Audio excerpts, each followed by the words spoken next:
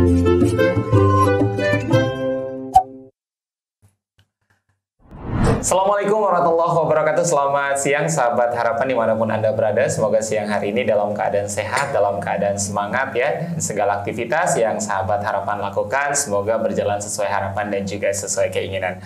Alhamdulillah di siang hari ini Faiz senang sekali rasanya sahabat harapan karena luar biasa. Ini narsum Faiz di siang hari ini di tengah jadwal beliau yang luar biasa padat ya, karena pagi hari mungkin bisa jadi di Serang ya, siang dan sore hari mungkin bisa di Maluku dan juga di Pekanbaru ya, Masya Allah.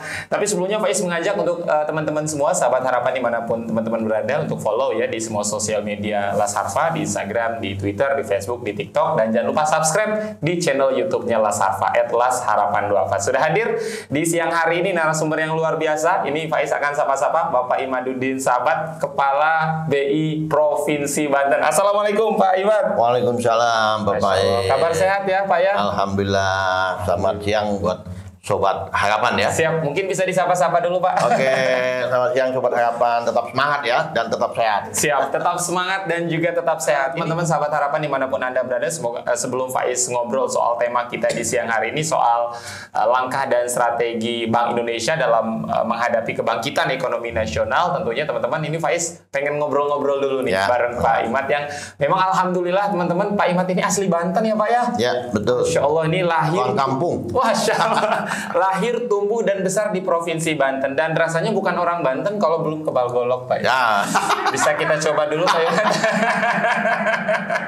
Pak Imad, sebelum Faiz nanya-nanya soal peran dan juga strategi BI ke depan, ini Faiz mau kasih challenge dulu untuk Pak Imad. Siap? Boleh. Siap. Namanya asli orang Banten harus tahu ini 5 makanan khas Banten. 5 Banten. Boleh. Tapi bebas ya, apa saja. Boleh. Satu, yang pasti sate bandeng. Sate bandeng, boleh 2. Yang kedua itu rabek. 3. Yang ketiga itu jojorong. Jojorong, siap. 2 lagi nih Pak Iwan. Yang keempat ya. Yang keempat. Yang keempat tuh emping. Emping. Satu lagi. Ini yang jarang orang tahu. Ya. Balok menes. Oh, keren. Asli orang Banten. Pasti apa? Satu lagi challenge-nya Pak Iwan. Apa? 5 tempat wisata di Banten. Aduh. Harus tahu. Ya. Satu. Itu Sawarna. 2 pasti Baduy dong. Baduy, siap. 3 pasti Pantai Carita. 4 ada Curug Putri sekarang. Putri. Satu lagi. Ke-6. Kelima. Oh, 5 ya. Ke-5 saya tuh dulu pernah untuk kecil ke Batu Kuwung. Keren. Mantap, lulus. Jadi udah asli ya? Udah asli orang Banten, punya KTP Banten asli. Pak Iman, balik ke tema nih kita ya. Kemarin alhamdulillah meskipun sekarang kita sudah dalam situasi yang normal, setahun kemarin kita sempat dihajar oleh pandemi yang luar biasa dahsyat. Waktu itu apa yang dilakukan Pak Imad, walaupun waktu itu mungkin posisinya belum di Banten ya Pak ya. Apa yang dilakukan agar tetap survive terutama di Bank Indonesia Pak Imad? Mungkin kita pertama bicara dulu tentang ekonomi makro ya. Bagaimana Indonesia menghadapi pandemi. Kita tahu kan pandemi itu seperti kayak ada geledek di siang bolong lah begitu ya. Tiba-tiba kita berhenti, bayangin manusia itu kan sifatnya itu kan sosial. Orang harus bertemu. Tiba-tiba kita mesti berhenti. Ya. Otomatis dampaknya adalah aktivitas ekonomi juga berhenti. Dapat dibayangkan kita tidak boleh kemana-mana. Ya.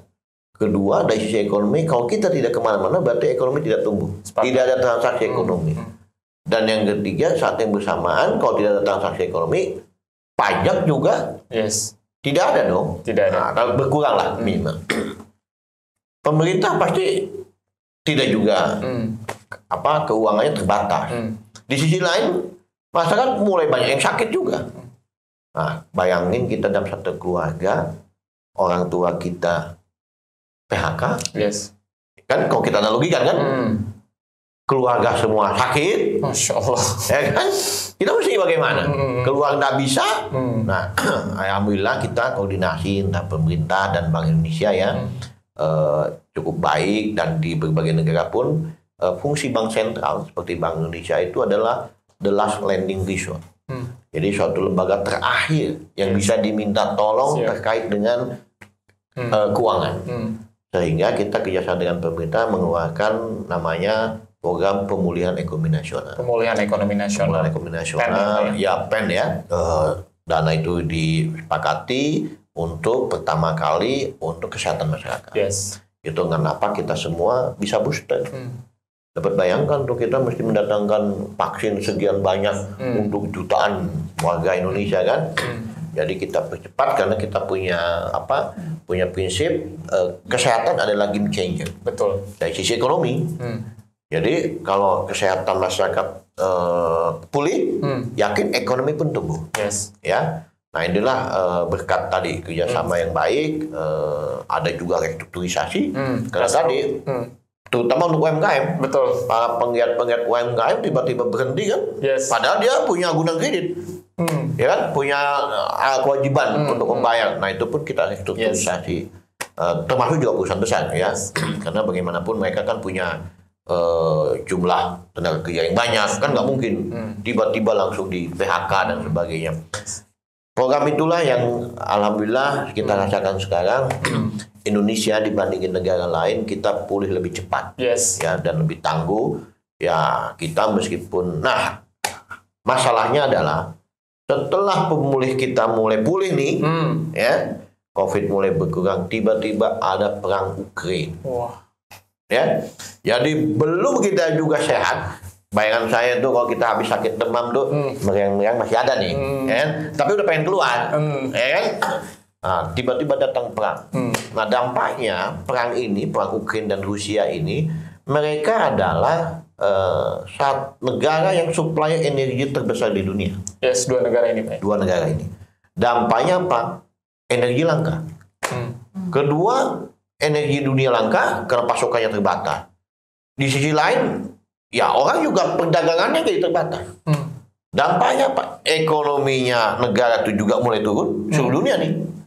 Di sisi lain, harga energi naik. Yes. Ya karena terbatas tadi. Inflasinya naik. Inflasinya naik. Negara-negara kan pengen supaya inflasinya terkendali, naikin suku bunga. Kita lihat Federal Reserve, Bank Sentral Amerika sudah menaikkan begitu tinggi suku bunga untuk menekan inflasi. Dampaknya apa? Karena dia adalah tanda petik penguasa dolar di dunia. Betul. Maka dolar di seluruh dunia kembali ke tuannya. Pada balik tuh. Ya kan? Dari Indonesia pun mulai balik. Nah, karena balik ke sana, ya negara-negara tadi juga akan tertekan. Betul. Dan kita lihat nilai tukar kita pun sekarang mulai tertekan. Yes, betul, Pak. Ya. Nah, ini kaitan antara kondisi kita yang sedang mulai pulih ditambah dengan adanya perang. Siap. Tapi kita bersyukur blessing disguise ya. Jadi di dalam ini ada juga keuntungan bagi kita karena kita ekspor baja. Siap. Dan Rusia adalah penyedia ekspor baja karena perang mereka tidak mensuplai, akhirnya lagi ke kita. Makanya ekonomi kita mulai tumbuh. Betul. Ya, mereka lagi tuh ke Indonesia.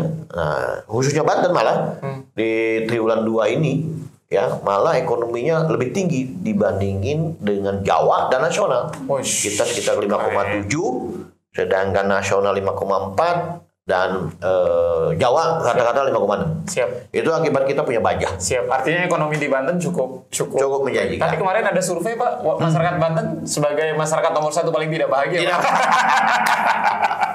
Bapak, kalau Pak Iwan melihatnya dari seperti apa ini, Pak? Ketidakbahagiaannya apakah memang dari banyak faktor? Kata Pak Gubernur, karena kurang bersyukur.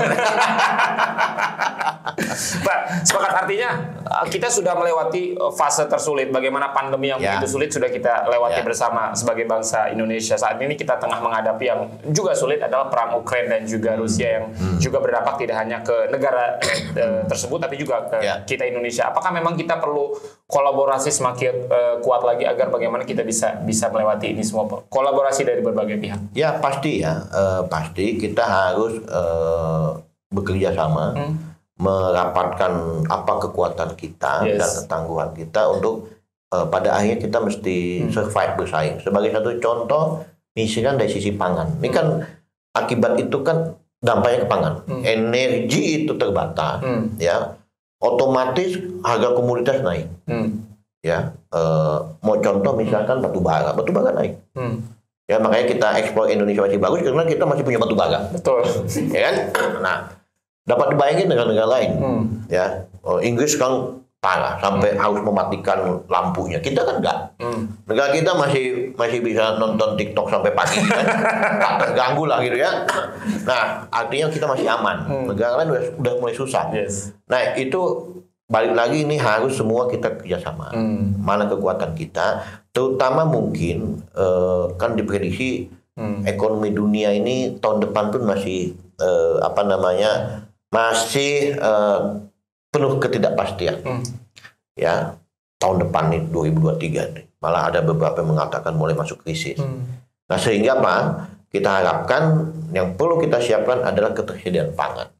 Ya, karena bagaimanapun pangan bisa berdampak ke macam-macam. Yes. Ya, bisa ke sosial, ke budaya. Betul. Untuk itu kita harus sama-sama, kalau kami di Bank Indonesia, yuk, dan kami diperintahkan juga oleh Dewan Gubernur, ayo kita melaksanakan siskamling untuk memastikan ketersediaan pangan dalam rangka mengendalikan inflasi. Siap.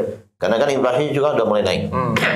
Bank Indonesia pada tahun ini sebelumnya kan mentargetkan 3+1 ya. Artinya either 2 atau 4. Tapi sekarang sudah di atas 4. Yes. Karena kenaikan harga. Nah, pemerintah pun dengan kan energi naik di dunia karena kita masih importir bensin, ya. Dampaknya kan juga mulai kena ke barang-barang lain kan. Nah, ini yang perlu kita antisipasi. Makanya kita, terutama kalau di Bank Indonesia Banten, kita Pak Gubernur sangat mensupport kita. Kita menggerakkan gerakan nasional pengendalian inflasi pangan. Terus kita sama-sama melakukan monitoring. Ya. Kita datang, misalkan kemarin kita ke perusahaan Wilmar yang mengolah beras, karena beras juga mulai naik. Terus kemudian kita aktifkan juga seluruh kota kabupaten. Ayo, Pak Gubernur juga sudah menginstruksikan pemanfaatan lahan tidur. Betul. Ya, jadi yuk kita semua, dan mungkin kita juga himbau masyarakat juga mulai mempertahankan diri keluarga. Ya, mulailah nanam cabai lah depan rumahnya. Siap. Ya. Karena semakin hari ini kebutuhan pokok semakin meningkat, Pak. Mungkin efek domino dari kenaikan harga BBM juga ya? Ya, pasti. Kan kemarin kita naik BBM. Ya. Yang kalau istilah kami itu, yang perlu diwaspadai adalah second round effect dan third round effect. Apa itu? Kalau first round effect-nya itu kan BBM naik, biaya transportasi naik. Yes. Habis biaya transportasi naik, ya yang second round ini adalah apa saja komoditas yang terkait dengan kenaikan transportasi. Ya pasti sayuran, ya kan? Semua nih mulai naik nih. Nah, yang third ini kadang-kadang tukang cukur pun naik. Yang nggak ada hubungan dengan bensin pun naik, kata dia kan gitu. Nah, inilah yang dari rumah ke tempat lokasi butuh bensin. Butuh bensin. Motor. Nah, ini yang akan berbahaya kalau misalkan semakin lama semakin besar. Itulah harus kita kendalikan. Nah, karena dampak inflasi itu luas ya.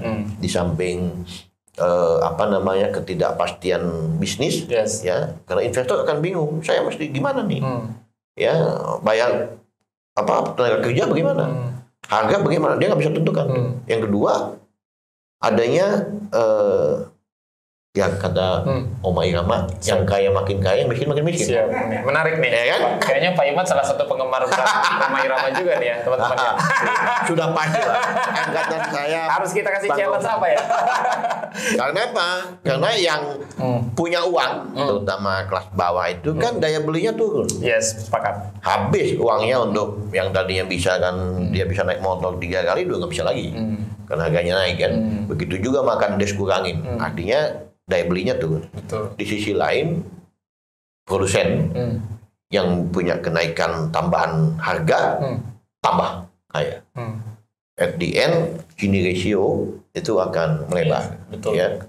Kesenjangan pendapatan akan makin tinggi, bisa ke sosial. Betul. Nah, ini nggak berhenti di sosial, bisa ke budaya. Dan ada yang lebih parah, dan itu jadi sekarang di Inggris. Di Inggris. Yaitu apa? Ke moral. Di Inggris sekarang banyak sekali tanda petik penyakit masyarakat makin meningkat. Karena memang sudah tidak terkendali. Karena butuh. Saya mesti bayar listrik aja nggak sanggup. Ya kan? Kalau Indonesia masih untung lah. Masih orang mangan ngumpul. Nah, kalau nggak punya cabai minta sama tetangga. Jangan keseringan aja minta cabainya Pak Iman. Kalau di Inggris mana bisa minta sama tetangga, nggak boleh. Siap, itu menarik tadi apa yang Pak Iman sampaikan ya, teman-teman sahabat harapan. Artinya tadi Pak Iman juga menyinggung soal yuk masyarakat Banten ya, terutama masyarakat Banten, yuk sama-sama mulai saat ini kita memanfaatkan lahan tidur ya. Lahan-lahan yang selama ini mungkin kita biarkan begitu saja. Yuk minimal kita tanemin cabai ya Pak ya, dan teman-temannya agar ketika harga cabai melonjak kita tidak terlalu riskan Pak ya, karena memang kebutuhan pokok semakin hari juga semakin luar biasa merangkak naik teman-teman. Pak, sebelum soal ekonomi lagi yang akan Faiz tanyakan, belum lama rasanya BI mengeluarkan uang baru ya Pak. Uang baru baik itu jenis 5.000, 10.000, 20.000, 50.000 bahkan 100.000. Apa yang ingin BI sampaikan dengan hadirnya uang baru ini, Pak Iman sebenarnya? Pertama, pertanyaan bagus ya. Terima kasih, ini juga sambil juga kita sharing kepada masyarakat ya tentang TE 2022 ini. Pertama, suatu uang ya di berbagai bank sentral pun diganti itu biasanya salah satunya karena tingkat pemalsuan uang. Siap. Ya. Nah, kita ada ukuran namanya PPM, pitch per million. Jadi 1 lembar per 1 juta lembar uang yang dikeluarkan. Nah, alhamdulillah Indonesia ini masih rendah.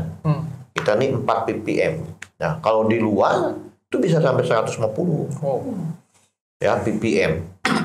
Nah, kita ingin meningkatkan tingkat security-nya. Ya. Nah, masalahnya begini, kalau di luar negeri iya 150 PPM. Tetapi kan masyarakatnya well educated.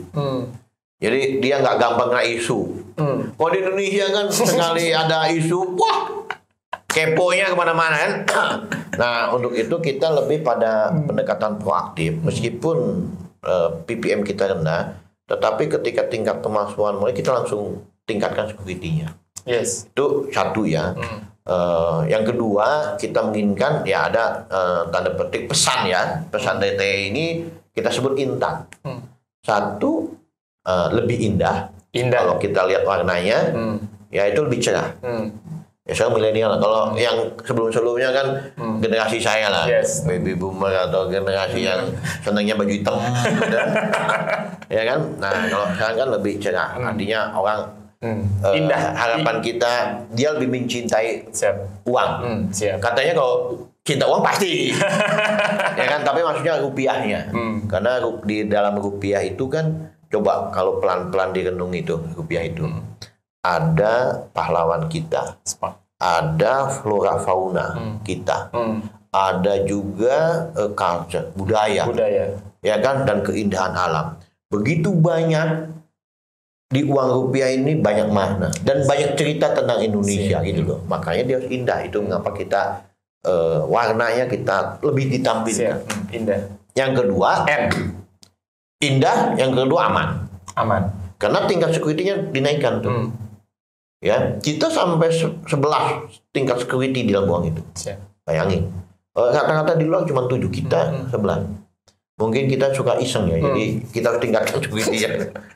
Nah, yang ketiga pesannya itu dia lebih tahan lama. Kertasnya lebih bagus, ya, sehingga durability-nya lebih lama. Jadi kalau diucek-ucek, kebetulan saya dulu di pengedaran uang, ya sebelum masuk ke BI Banten, saya di pengedaran uang. Jadi bahan uang itu masuk lab untuk dicek tingkat kelusuan. Jadi diputar-putar sampai sekian ribu kali, dia nggak putus. Ada levelnya, gitu. Jadi sehingga dibuat muter berapa kali itu udah dipucuk-pucuk begini, pakai mesin gitu ya, dengan teknologi tertentu untuk menguji tingkat kekuatan dari uang, durability dari uang. Nah, 3 pesan itulah di TE 2002 ini ya kita ingin tingkatkan jadi lebih indah, lebih aman masyarakat dan pasti lebih tahan lama. Yes, luar biasa. Itu kenapa BI mengeluarkan uang tahun edaran 2022. Pak, ini Faiz ada titipan satu pertanyaan Pak dari teman. Ya. Rupanya dia mengukur Pak uang yang BI keluarkan tahun 2022. Kenapa ukurannya lebih kecil katanya Pak? Ada yang lebih lucu katanya. Masih mending kalau diukuran. Ada juga yang iseng. Uang Indonesia itu kan apa cerdas ya. Kok katanya kalau pecahan 100.000 senyumnya lebih lebar. Dari pahlawan ya, makin kecil senyumnya lebih tipis. Lebih tipis ya. Tapi sebenarnya nggak ada hubungan ya. Nggak ada hubungan. Tapi kita ingin sampaikan bahwa ini hasil survei kita, di mana kita melihat banyak masukan dari masyarakat. Ada pecahan tertentu waktu itu hanya 2 mili perbedaan antar, sehingga nggak terlalu kelihatan. Nah sekarang agak berbeda, sekarang 5 mili itu per pecahan, sehingga orang dapat merasakan oh ini uang 2.000, ini 20. Kalau nggak salah dulu uang 2.000 dan uang 20.000 tuh sama, mirip. Sehingga kadang-kadang kita ngasih ke tukang parkir 20.000 gitu. Niatnya 2.000. Niatnya 2.000, udah nyampe jalan kayaknya 20.000. Jadi malas pulang balik lagi Pak ya. Jadi sebenarnya untuk membedakan ya, termasuk juga ini yang kadang lupa, ini juga untuk para saudara-saudara kita yang tunanetra ya, tunanetra, sehingga dia bisa lebih mengenali. Meskipun blind code tuh ada juga di uang ya. Kalau kita lihat uang tuh ada titik tertentu, kalau diraba tuh berasa, nah itu ada untuk blind code itu. Nah harapan kita ditambah lagi dengan ukuran yang berbeda. Yes, jadi udah terjawab ya yang tadi nanya Pak. Pak, kalau Faiz lihat kan ini belakangan ini luar biasa, teman-teman BI kegiatannya luar biasa padat gitu kan, eventnya sering, baik itu event offline kemudian event online yang sering sekali BI adakan. Kalau kita lihat di tahun 2022 yang tinggal beberapa bulan lagi, Oktober, November dan Desember, apa yang akan BI lakukan ke depan, terutama agar daya beli masyarakat terutama di Provinsi Banten ini kembali naik, dan langkah-langkah BI yang menyisakan 3 bulan lagi di tahun 2022. Pak Imad jadi jawab, kita rehat setelah yang satu ini. Tetap di podcast Kelas Harfa. Yes, terima kasih banyak sahabat harapan dimanapun Anda berada. Senang sekali tentunya Faiz di siang hari ini masih bersama dengan narasumber Faiz yang luar biasa, Bapak Imanuddin Sambat ya, Kepala BI Provinsi Banten. Kalau tadi di segmen pertama sempat kepotong nih Pak. Ya. Kalau Faiz lihat kan ini luar biasa bagaimana event-event kemudian kegiatan-kegiatan yang BI lakukan ini, walaupun pandemi terus kegiatannya dahsyat ya teman-teman ya, baik offline maupun online. Yang ingin Faiz tanyakan adalah yang tinggal beberapa bulan lagi di masa tahun 2022, BI akan melakukan apa Pak tentunya? Ya, untuk BI Banten ya, kita ada rencana kegiatan tetap melanjutkan bagaimana kegiatan kita terkait dengan pengendalian inflasi. Siap. Ya. Kita sudah koordinasi dengan kota kabupaten dalam tim pengendalian inflasi daerah ya, melakukan beberapa program, termasuk juga penanaman hortikultur ya, ada cabai, ada bawang merah, kebetulan sekarang kan sedang juga naik ya. Itu yang kita akan lakukan. Kedua, kita juga ingin, nah ini yang baru ini, kita sedang ingin giat-giatnya bagaimana mengembangkan ekonomi keuangan syariah ya. Banten kita dorong untuk memiliki lembaga komite daerah ya, ekonomi keuangan syariah, KEDEX gitu ya. Kita dorong untuk itu, bagaimanapun itu sebagai wadah semua penggiat ekonomi syariah di Banten agar kita lebih memajukan lagi, karena kita harus sadar bahwa ekonomi keuangan syariah ini merupakan bagi kami itu sumber pertumbuhan ekonomi baru. Betul. Ya. Terlebih kita punya market yang besar ya. Betul. Dengan kita mengoptimalkan ya endowment ya, atau modal kita, apalagi Banten terkenal dengan religius ya.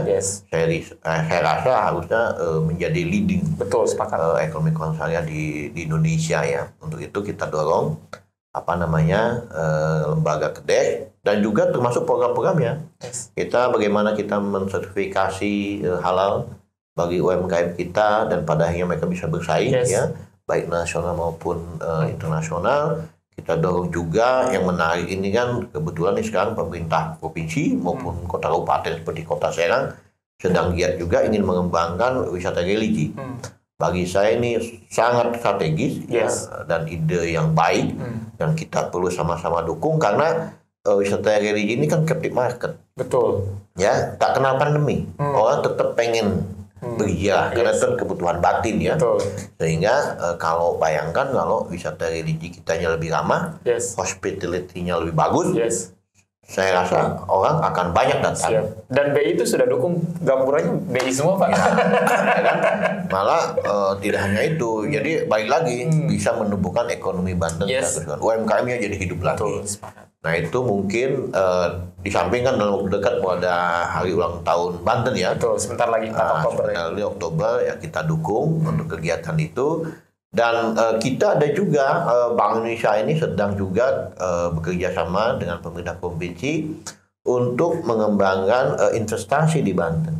Ini penting ya karena kita tidak bisa hanya tergantung kepada misalkan industri petrokimia Cilegon ya, tetapi kita bagaimana nanti hilirisasinya. Jadi hilirisasi itu sekarang misalkan pada bahan baku kita olah, tetapi produk turunannya gimana? Nah harapan kita industrialisasi untuk hilirisasi itu berjalan, Yes. sehingga kita tetap menjadi juara dalam industri petrokimia. Yes. Ya, nah, kita lagi ingin dorong, termasuk juga tadi wisata dan industri hijau. Betul. Ini kan sedang berkembang G20 tentang sustainability ya, Yes. environment. Nah, kita sedang dorong juga industri hijau, apalagi nanti dalam waktu dekat kan kalau Serang Palembang jadi, Betul. itu kan akan menarik investor banyak. Tapi kita harus juga petakan ya bersama-sama bagaimana kesiapan dari kawasan industri itu. Ini yang kita juga sedang dengan pemerintah dalam waktu dekat menyiapkan ya presentation book supaya Yes. masyarakat internasional dapat lebih mudah seandainya investasi di Banten.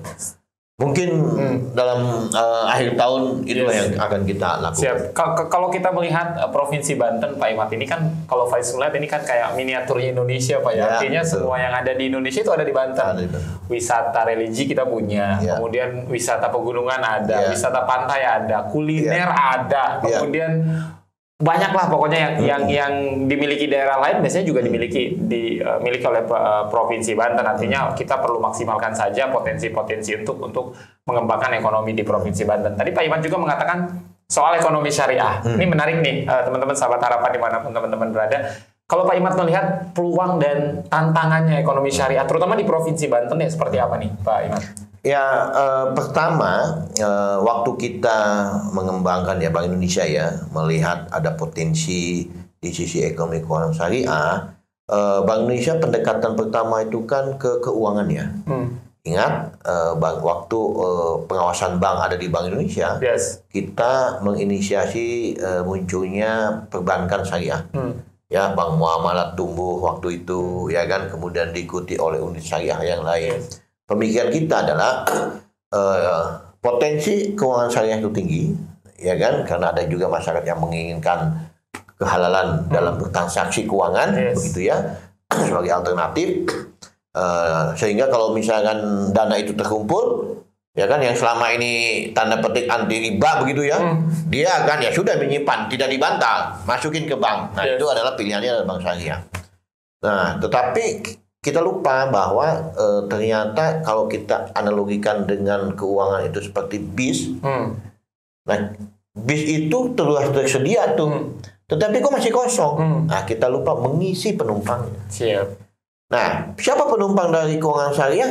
Ya ekonomi syariah. Untuk itu maka kita perlu giatkan tuh ekonomi syariah itu.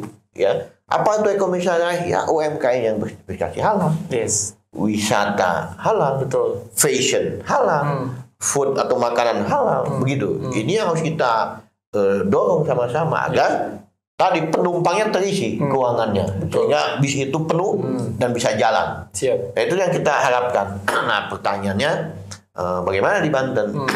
Saya kira yang penting bagi kita sekarang ada pasti edukasi ya, literasi tentang keuangan syariah perlu. Ya, perlu kita sama-sama podcast hari ini juga bagian dari itu menurut saya ya, untuk menyebarluaskan kepada masyarakat bagaimana keuangan syariah itu penting sehingga menjadi pilihan. Yang kedua, otomatis bayan kami ini inovasi. Ya, saya rasa inovasi itu penting untuk tadi meningkatkan quality dari produk. Quality produk apa saja. Fashion, berarti dia harus memahami trend fashion. Ya, kemudian makanan juga. Orang sekarang sudah lagi cenderung kemana? Misalkan ke healthy food. Ya, harus juga menuju ke sana. Ya. Kemudian misalkan wisata, wisata pun yang seperti apa? Nah ini yang kita harus dorong agar tadi ekonomi keuangan syariah kita tumbuh. Dan mungkin yang ketiga kita ingin dorong juga dari sisi tadi sumber keuangan. Ya, setelah perbankan kita dorong nih, ya mudah-mudahan dengan integrasi BSI ya, Bank Syariah Indonesia keuangan tambah kuat dan seperti LAJ. Ya, sebagai salah satu sumber kita juga bisa perlu giatkan. Apalagi sekarang ada istilah crowdfunding, ya, crowdfunding di mana ketika ada satu proyek, yuk kita kumpul untuk bangun, kemudian akhirnya dibagi hasil. Bukankah itu prinsip-prinsip syariah? Nah, hal-hal seperti itu yang harus terus kita edukasi masyarakat bahwa pembiayaan tidak selalu harus dari bank. Betul. Ya. Selama kita punya inovasi, punya gagasan, dan itu menarik, saya kira banyak juga investor, ya, baik itu angel investor maupun orang yang ya berkeinginan untuk berusaha. Saya kira kan, kalau ini tiga ini edukasinya baik, ya, terus kemudian ekonomi keuangan syariahnya itu juga besar. Terus kemudian juga sistem keuangannya optimal, ya, begitu dana syariah itu juga bisa dikelola dengan baik, ya, pada akhirnya akan berkontribusi dalam ekonomi. Luar biasa. Kita punya peluang yang luar biasa, teman-teman sahabat harapan, karena negara kita, negara Indonesia adalah nomor 1 Muslim terbesar di dunia, dan itu menjadi market yang luar biasa, menjadi potensi yang luar biasa. Dan tadi tantangannya sudah Pak Iman sampaikan ya, ada beberapa tantangan yang memang harus kita kerjakan secara bersama, kolaborasi dan lain sebagainya. Pak, kalau kita berkaca tidak hari ini, 2, 3, 4 tahun ke belakang, rasanya kan kalau mendengar kata syariah bagi sebagian besar orang agak sedikit, ya mohon maaf, aneh dan lain sebagainya. Kalau Pak Imad melihat, apakah memang saat ini di 2022, mohon maaf, kata-kata syariah itu sudah lebih diterima oleh masyarakat ketimbang 2, 3, 4 tahun yang lalu, itu seperti apa Pak Imad? Saya kira memang saya selalu punya prinsip, apalah arti sebuah nama, begitu ya. Kadang-kadang kita ya sudah, bagi kita orang senang dengan halal, ya udah halal dulu lah. Lebih rendah dari itu, ya kita ekonomi bersih lah, begitu. Saya selalu mengatakan demikian itu ya. Karena kalau kita, kan ada di Islam juga selemah-lemahnya iman, begitu ya. Ya kan, kalau orang syariah, contoh ya. Waktu kita mengembangkan apa yang disebut dengan wisata halal. Wisata halal, siap. Awalnya wisata syariah. Wah, langsung berpikiran kalau kita masuk hotel mesti bawa akad, surat nikah. Ribet banget. Ya. Nah itu kan tidak salah juga, nggak ada yang salah. Mungkin ada juga yang menginginkan demikian. Ya, tetapi yang kita inginkan dengan wisata halal itu adalah Muslim friendly. Di mana ya para Muslim dapat dipastikan ketika ingin menjalankan ibadahnya dapat terfasilitasi dengan baik. Betul. Itu harapan kita. Itu bagaimana serendah-rendahnya wisata halal? Ya serendah-rendahnya ada air bersih. Betul. Ya kan? Jadi tidak harus bahwa wisata halal itu harus ada pakai ini, tidak perlu. Kalau memang levelnya baru menyediakan air bersih, minimal untuk wudhu. Betul. Dimanapun mesti wudhu kan itu. Jadi wajib air bersih. Tidak mungkin kan, oh Pak, mohon maaf ini kita udah wisata halal, tapi airnya keruh. Ya nggak bisa sholat ya. Ya kan? Tayamum aja kan. Itu bukan wisata halal. Jadi maksud hemat kami, ya sudah, kita mulai dulu dengan wisata yang bersih. Ya. Kemudian boleh naik. Kalau misal mungkin level 2 ya sudah. Kalau begitu di hotel mungkin harus ada penunjuk kiblat. Naik lagi berarti harus ada fasilitas sholat. Betul. Kadang di hotel ada sejadahnya, ya kan? Terus kemudian mungkin ada sarungnya. Yang terakhir bisa juga ada khusus Di hotel itu ada tempat sholat khusus, tempat ibadah, musola atau apapun. Yang terakhir tadi, yang tidak boleh ada ini, tapi ya, yang penting masyarakat Muslim bisa dengan nyaman melakukan aktivitasnya di tempat wisata. Kadang-kadang kita pemikirannya terlalu pendek ya, Pak. Jadi kalau berdebat itu bisa sampai kiamat kita belum selesai itu. Padahal memang tadi apa yang Pak Iman sampaikan ada step-stepnya, artinya wisata halal konotasinya tidak harus yang segala sesuatunya langsung semua serba begini gitu. Memang dan alhamdulillah kayaknya sekarang mendengar kata syariat sudah mulai tidak lagi menjadi hal yang aneh, Pak Yadi. Contoh menarik ya, mungkin perlu biar dapat gambaran. Kenapa masyarakat Timur Tengah tidak berwisata ke Bali? Tidak banyak lah, ada kita lihat, tapi tidak banyak. Tidak banyak, benar. Kenapa? Kan begitu. Padahal Bali itu adalah segalanya bagi orang asing itu kan. Nah itu karena tadi. Jadi ada masyarakat yang menginginkan saya tidak ke Bali. Saya menginginkan ada satu tempat wisata yang nyaman buat saya. Katanya ada Jog nih, ya. Tapi nggak tahu. Tapi ini habis ini lupakan lah. Ini yang bilang bukan kepala B ya. Ada Jog begini. Kalau ke Bali, ya, yang senang tuh cuman babahnya aja. Nah, padahal dia orang Timur Tengah kalau datang pasti dengan babah, dengan umi, dengan anak kan. Jadi kalau kembali hanya babah yang enak. Hanya babah, uminya nggak. Uminya marah. Makanya mereka lebih banyak ke Jawa Barat, ya, lebih indah tempatnya, lebih nyaman, terus juga lebih tadi Muslim friendly begitu. Ini menarik juga kalau ngomongin soal wisata halal, wisata religi dan lain sebagainya lah. Ini Faiz lihat peran dan kontribusi Bank Indonesia Banten terutama untuk revitalisasi Banten lama itu luar biasa, Pak. Bagaimana beberapa spot itu ada signature Bank Indonesia Banten. Apa yang sebenarnya ingin disampaikan oleh Bank Indonesia Banten kepada masyarakat Banten terutama atau masyarakat dari luar bahwa BI itu benar-benar mensupport terutama wisata-wisata yang memang bergerak di halal, di sehat dan lain sebagainya, Pak. Banyak yang juga ini sekaligus ya diseminasi lah ya, bahwa apa yang dilakukan OBI itu pasti ujung-ujungnya ekonomi. Ya, contoh misalkan, jadi kadang-kadang begini Pak, BI bisa nggak support ini? Kami tuh bukan support dalam rangka CSR, bukan. Jadi kalau kami bantu misalkan kayak Banten Lama itu bukan CSR, ya, karena kami suka joke. Kalau nama Bank Indonesia kan nggak perlu sponsorship. Semua manusia Indonesia punya nama BI di dompetnya, ya kan? Nggak perlu lagi sponsorship, gitu kan? Nah, kenapa kita sebut dengan program? Jadi kita setiapkan karena ketika kita dorong wisata, contoh di Banten, mengapa kita dorong di wisata? Karena sumber pertumbuhan di Banten ini, sektor yang terbesar itu adalah konsumsi. 53% itu konsumsi.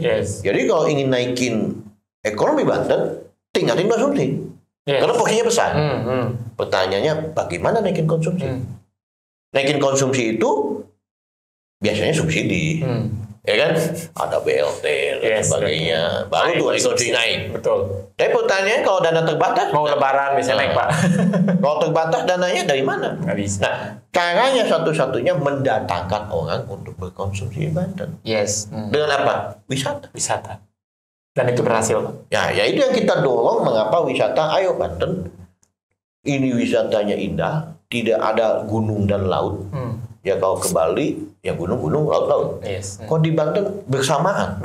Kalau misalnya pernah ke Tahura, ya itu hanya dalam jangka ratusan meter sudah gunung. Ya kan? Udah bukit. Dan bisa melihat view laut langsung. Dan lautnya juga landai. Kalau di Bali, mungkin tebing. Yang selatan, ya. Laut selatannya, Bali itu tebing itu. Nggak bisa pasirnya. Kalau di sana tuh kalau pasir ya pasir aja, nggak ada bukitnya. Di kita pasir ada, bukit semua ada. Nah, sehingga apalagi jarak dengan Jakarta tidak terlalu jauh. Jadi sudah sangat terbuka. Tinggal tadi lagi edukasi, inovasi, dan kebersamaan. Edukasi, inovasi, dan juga kebersamaan. Tugas kita adalah merawat bagaimana ketika Banten Lama dan tempat wisata-wisata yang lain gitu. Ketika sudah jadi, yuk sama-sama kita jaga. Pak Imad, terima kasih banyak sudah hadir di podcast Selas Harfa. Terakhir mungkin apa yang ingin Pak Imad sampaikan untuk masyarakat Banten terutama Pak? Bagi masyarakat Banten terutama bagi sobat. Sobat apa? Harfa ya? Harfa, kami ucapkan tetap semangat teman-teman. Ayo kita sama-sama berkolaborasi, berkontribusi apapun tugas kita, fungsi kita sekecil apapun. Saya yakin Tuhan bersama kita. Salam sehat selalu. Terima kasih. Assalamualaikum warahmatullahi wabarakatuh. Siap. Terima kasih banyak teman-teman sudah menyaksikan podcast hari ini. Faiz pamit, Pak Imad pamit. Assalamualaikum warahmatullahi wabarakatuh. Kita tas dulu Pak Imad. Siap. Boleh. Sas.